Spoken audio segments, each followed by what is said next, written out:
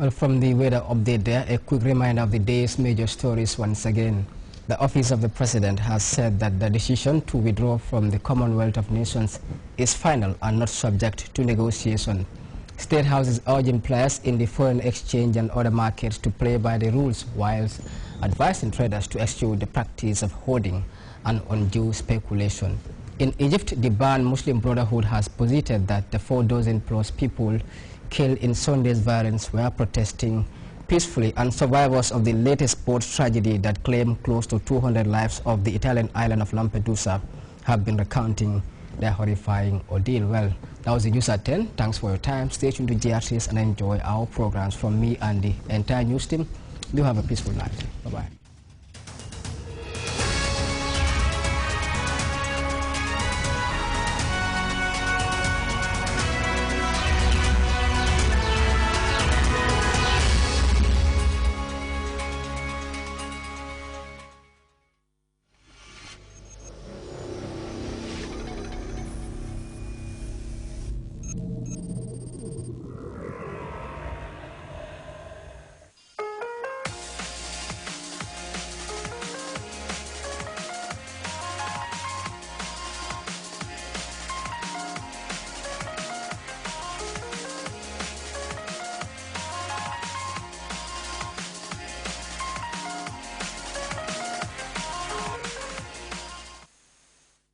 The United States of America's hostile actions against the Gambia since 1994. Gambians and the whole world are hereby reminded of the British and U.S. government's various attempts to have this current government overthrown since 1994, when the great July 22, 1994 revolution definitively and truly asserted Gambia's independence from their colonialist and neo-colonialist hegemony, thereby ending all their hopes of exploiting our natural resources to the detriment of the Gambia. The first was the U.S. and UK-sponsored coup attempt on November 11, 1995, led by the then Army Commander Lieutenant Barrow. All those coup plotters that escaped by going to the U.S. and Senegalese embassies, including Bakary Boundia Dabo, a former vice president under the PPP regime, and a dismissed finance minister under the AFPRC, who escaped the jurisdiction by riding in the official flag car of the then Senegalese ambassador to the Gambia, Mr. Mokhtar Kebe, were issued U.S. and British visas by their respective embassies in Dakar and given asylum in the U.S. and Bibi Dabo in the UK.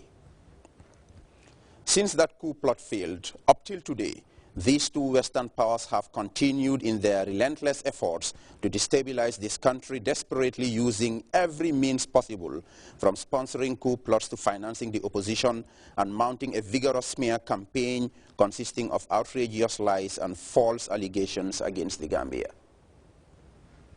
Despite this government's goodwill towards all countries, including the US and the UK, which of course does not include surrendering our sovereignty, natural, mineral and petroleum resources to old vampires and present-day locusts, these two Western powers and their surrogate allies continue to vilify this government and noble country.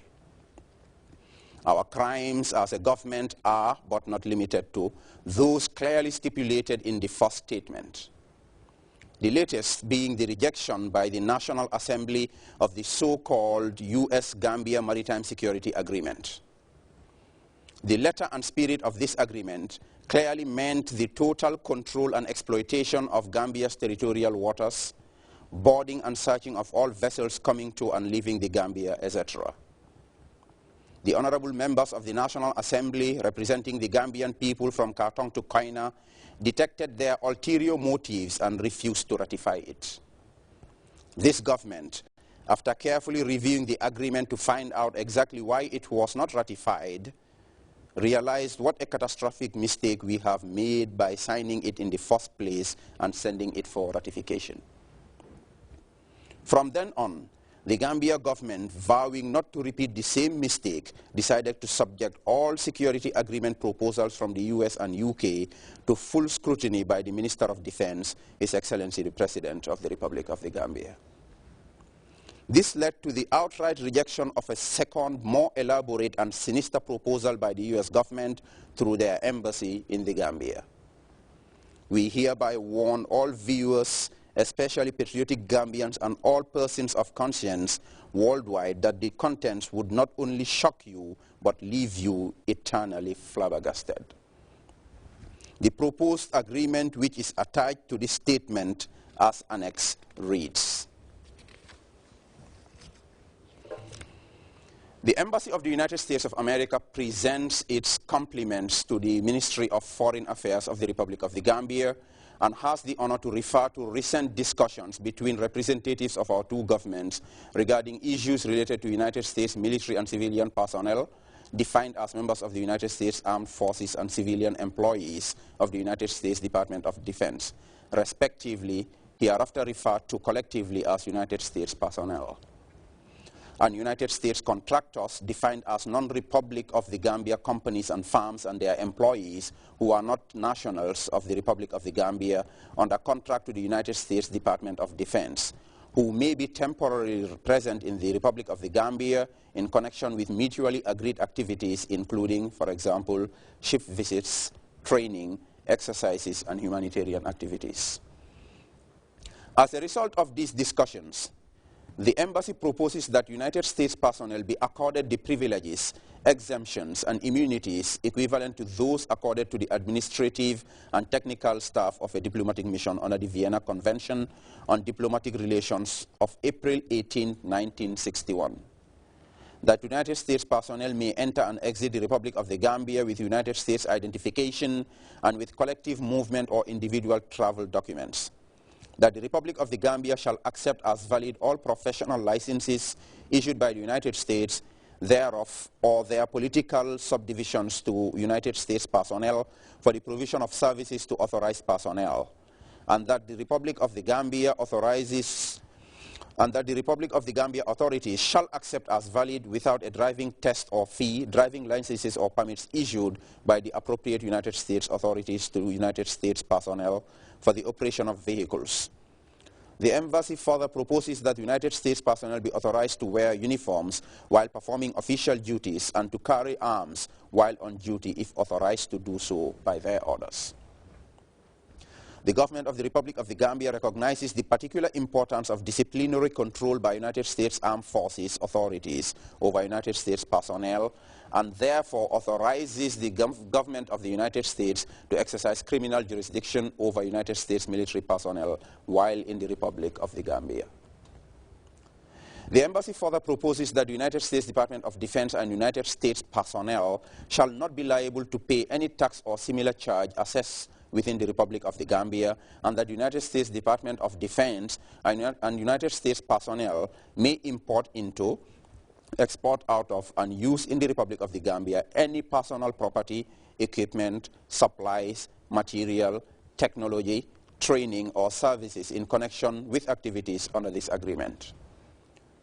Such importation, exportation, and use shall be exempt from any inspection, license, other restrictions, customs duties, taxes, or any other charges assessed within the Republic of the Gambia. The governments of the United States of America and the Republic of the Gambia shall cooperate to take such measures as may be necessary to ensure the security and protection of United States personnel, property, equipment, records, and official information in the Republic of the Gambia. The Embassy proposes that vessels and vehicles operated by or at the time exclusively for the United States Department of Defense may enter, exit, and move freely within the territory of the Republic of the Gambia, and that such vehicles, whether self-propelled or towed, shall not be subject to the payment of overland transit tolls. Vessels and aircraft owned or operated by or at the time exclusively for the United States Department of Defense shall not be subject to the payment of landing, parking or port fees, pilotage charges, lighterage, and harbor use at facilities owned and operated by the government of the Republic of the Gambia.